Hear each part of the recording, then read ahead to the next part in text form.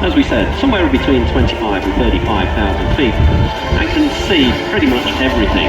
It builds a recognised air and surface picture. The crew is 2 pilots and 10 mission crew down the back of the aeroplane. Pilots like to think that they are in charge, but in fact it's the mission crew that direct everything that happens on this aeroplane.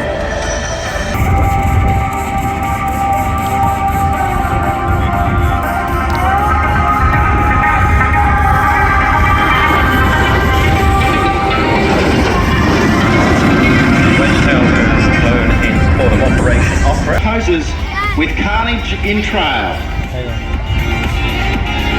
Without an air-to-air refueling capability in any operation, it would be extremely difficult to really work and prove any success.